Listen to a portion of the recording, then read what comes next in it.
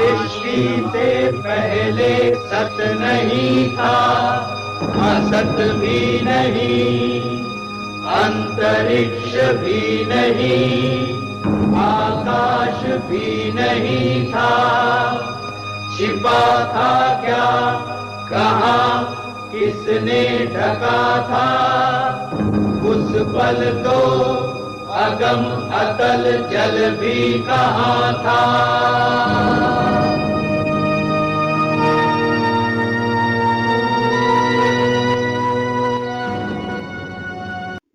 हमारा ब्रह्मांड कैसे पैदा हुआ है, ये एक मिस्ट्री है। ये सवाल हर इंसान के मन में आना नेचुरल है। लाखों सालों से इंसान इस बारे में सोचता आया है, लेकिन अगर मैं कहूँ कि लाखों सालों पहले ही इस सवाल का जवाब वेदों में दिया जा चुका है, तो आप क्या कहेंगे? वेदों में न सिर्फ ये बताया है कि ब्रह्मांड कैसे बना, बल्कि यह भी बताया है कि सबसे पहले क्या था, यह ब्रह्मांड खत्म कैसे होगा, हम सब कहाँ से आए, आखिर ब्रह्मांड बना ही क्यों, क्या यह ब्रह्मांड पहली बार बना है या पहले भी ऐसे ब्रह्मांड बने थे, हमारा भविष्य क्या है, हम अंत में कहाँ जाएंगे। तो आइए हम ब्रह्मांड के निर्माण के साथ इन सब सवालों के जवाब वेदों से देखते हैं। वेद क्या कहते हैं, महादेव शिव, महर्षि ब्रह्मा क्या कहते हैं।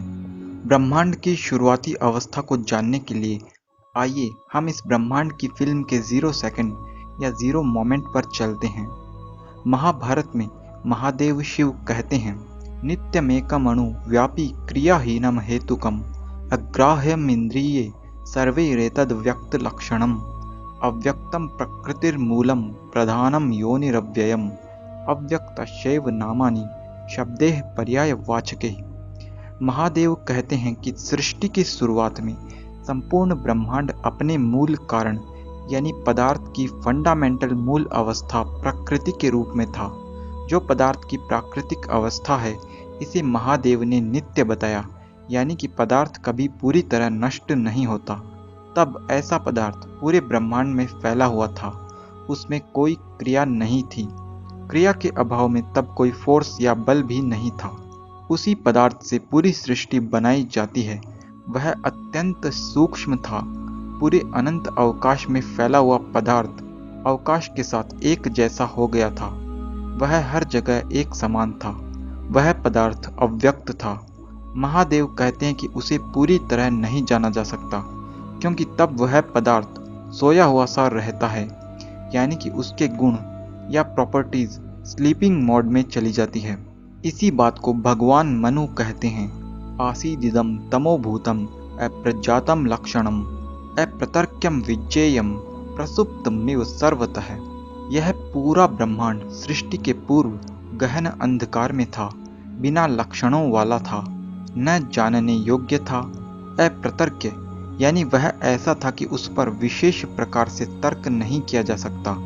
और प्रसुप्तमिव सर्वतः, वह हर जगह सोया हुआ सा जान पड़ता था, यानी कि उसकी प्रॉपर्टीज ही स्लीपिंग मोड में थी।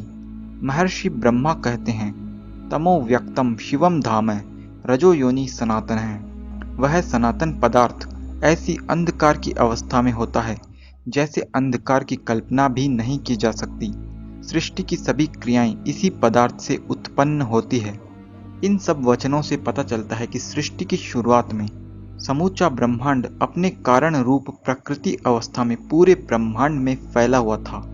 तब न कोई क्रिया थी, न कोई बल था, समय का व्यवहार नहीं था, न प्रकाश था, घोर अंधकार था, तापमान बिल्कुल 0 था। उस पदार्थ के सभी गुण व्यक्त नहीं थे, सोए हुए थे। इसलिए तब कुछ भी न होने जैसा लगता है, लेकिन वास्तव में वह था। वह पदार्थ न कण रूप में था, न तरंग रूप में, न कंपन रूप में। वह अव्यक्त था। इसलिए वेद कहते हैं,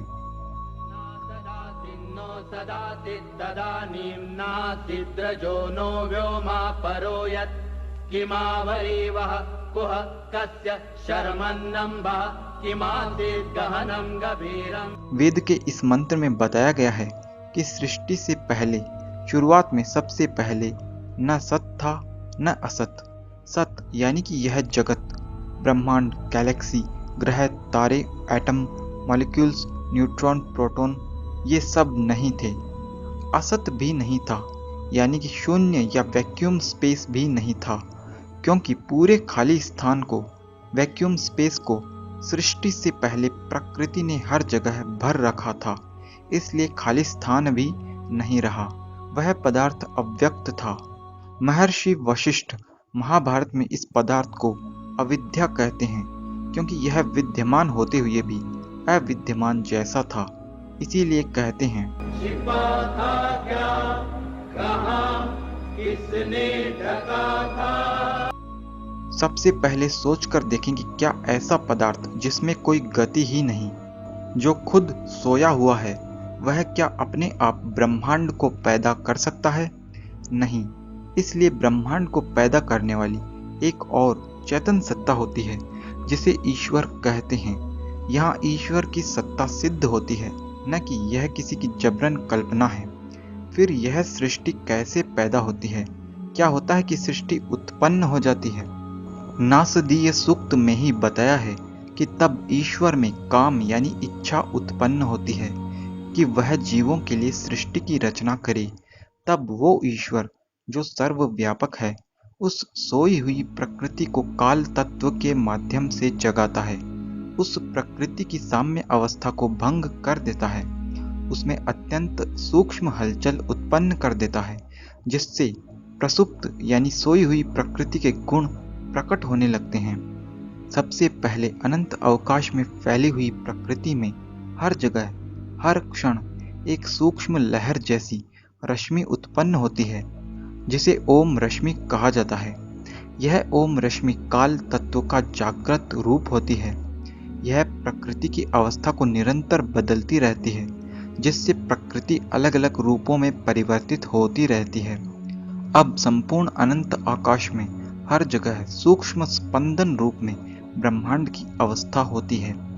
लाखों सालों तक ब्रह्मांड इस कंपन रूपी अवस्था में रहता है। ब्रह्मांड कब, कैसे, कौन सी अवस्था में पहुंचता है, उसके बारे में सांख्य दर्शन में महर्षि कपिल कहते हैं, सत्व रजस तमसा साम्यावस्थां प्रकृति प्रकृतेन महान महतो अहंकार है, अहंकारात् पंच तन्मात्राणि उभयमिंद्रिय तन्मात्रभ्य है, स्थूल भूतानि पुरुष है इति पंचविंशति गण है।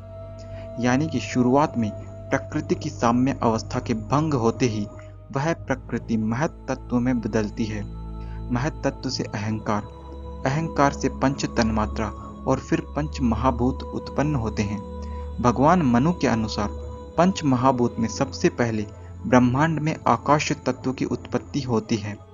आकाश से वायु, वायु से अग्नि, अग्नि से जल और जल से पृथ्वी यानी कि मॉलिक्यूल्स की अवस्था में ब्रह्मांड पहुंच जाता है। जो ब्रह्मांड सबसे पहले प्रकृति रूप में था, वही लाखों वर्षों तक कंपन रूप में रहता है। फिर कंपन रूप से अग्नि रूप में यानी ब्रह्मांड ड्यूअल नेचर का हो जाता है, और फिर उस अग्नि अवस्था से जल और पृथ्वी यानी पार्टिकल नेचर में उसका परिवर्तन होता है। यह ब्रह्मांड अलग अलग अवस्थाओं में ट्रांजिशन करता है। पूरे ब्रह्मांड को इन अवस्थाओं में परिवर्तित करने वाली ओम रश्मि होती है। इसलिए उपनिषद में कहा गया है, यह संपूर्ण ब्रह्मांड ओम का ही विस्तार है। अब तक हमने जान लिया कि ब्रह्मांड सबसे पहले कैसा था, यह कैसे बना, अब यह ब्रह्मांड कैसे नष्ट होगा। इस ब्रह्मांड के पैदा होने की जो प्रक्रिया हमने जानी है, यदि उसी को उल्टा करें तो वह इस ब्रह्मांड के नष्ट होने की प्रक्रिया है। यानी कि यह ब्रह्मांड धीरे धीरे उसी प्रकृति पदार्थ में फिर से विलीन हो जाता है जब इसका विनाश होता है। नाश है कारण लय, अपने कारण में विलीन होना ही नाश है। ब्रह्मांड के नष्ट होने की प्रक्रिया भी लाखों करोड़ों सालों में होती है। इस संपूर्ण प्रक्रिया को एक साथ यदि देखा जाए तो ऐसा लगेगा जैसे संपूर्ण ब्रह्मांड ने स्वयं को ही निगल लिया हो। प्रत्येक वर्तमान ब्रह्मांड की फिल्म 0 सेकंड से शुरू होकर फिर से 0 सेकंड पर ही खत्म होती है। यह ब्रह्मांड पहला ब्रह्मांड नहीं है। इससे पहले अनेकों असंख्य अनंत ब्रह्मांड बन चुके और आगे भी ऐसे अनंत ब्रह्मांड बनते रहेंगे। प्रकृति का ब्रह्मांड में परिवर्तन और ब्रह्मांड का पुनः प्रकृति में परिवर्तन एक साइक्लिक प्रोसेस है जो हमेशा से चलती आ रही है, नाइदर बिगिनिंग नॉर एंड। लेकिन हम कहाँ से आए? हमारा भविष्य क्या है? क्या हम यानी आत्माएं ब्रह्मांड की शुरुआत के मोमेंट पर भी थे? नासदीय सूक्त के 5वें मंत्र में बताया गया है कि सबसे पहले प्रकृति अवस्था के समय आत्माएं भी थी, किंतु वे निष्क्रिय अवस्था में थी। अब तक के विवरण से यह पता चल गया कि सबसे पहले 3 वस्तुएं थी: अव्यक्त प्रकृति, ईश्वर और आत्माएं। कुछ आत्मा मोक्ष में होती है, कुछ आत्माओं के पूर्व सृष्टि के कर्म फल को देने के लिए फिर से नई सृष्टि बनती है। इसलिए सबसे पहले प्रकृति अवस्था के समय में जो आत्माएं थी, उनके पूर्व सृष्टि के कर्म फल बाकी थे, जिसके लिए नई सृष्टि बनाई जाती है। इसलिए यह सृष्टि हमारे लिए बनाई गई ताकि हम कर्म कर सकें और कर्म फल हमें प्राप्त हो। हमारा भविष्य क्या है? वेदों के अनुसार अपने कर्मों के बंधन से छूटना ही हमारा लक्ष्य है, लेकिन इसके लिए हमें ब्रह्मांड और सृष्टि के विज्ञान को जानना ही पड़ेगा। इसलिए वेद कहते हैं, अंधतमः प्रविशन्ति ये अविद्यामुपासते ततो भूय इव ते तमो य विद्यायाम रता। यानी कि जो लोग सिर्फ ब्रह्मांड और भौतिक पदार्थ के विज्ञान को ही समझते रहते हैं, उनका भविष्य अंधेरे में है। लेकिन जो लोग ब्रह्मांड को छोड़कर सिर्फ भगवान या अध्यात्म में लगे रहते हैं, उनका भविष्य और भी ज्यादा गहन अंधकार में है। तो वेद कहता है कि दोनों को साथ में लेकर चलना चाहिए। बिना ब्रह्मांड के ईश्वर को नहीं समझ सकते और बिना ईश्वर के ब्रह्मांड को पूरी तरह नहीं समझ सकते। इसलिए यदि हमें कर्म के बंधन से मुक्त होना है, तो पूरे ब्रह्मांड को समझने के साथ ईश्वर को भी समझना होगा। दोनों की पैरेलल स्टडी करनी होगी, तभी हमारा भविष्य अच्छा रहेगा। शुरुआत में ब्रह्मांड पूरी तरह कैसे अलग अलग अवस्थाओं में बदलकर उत्पन्न होता है, यह सब वेदों के ऐतरेय ब्राह्मण ग्रंथ में बताया गया है। इस ग्रंथ पर वैदिक वैज्ञानिक आचार्य अग्निव्रत जी ने 10 साल तक रिसर्च करके पूरी एक नई थियरी दी है, जिसे वैदिक रश्मि थियरी कहा जाता है, जिसे BHU वाराणसी की साइंटिफिक कॉन्फ्रेंस में प्रेजेंट किया गया था। इसे हमने सरल भाषा में यहाँ पर बताया है। इसे आप हमारे अन्य वीडियो में टेक्निकली भी समझ सकते हैं। यह थियरी जानकर आपको कैसा लगा, कमेंट में मुझे ज़रूर बताएं। मैं मिलता हूँ आपसे किसी अगले वीडियो में। तब तक के लिए नमस्ते।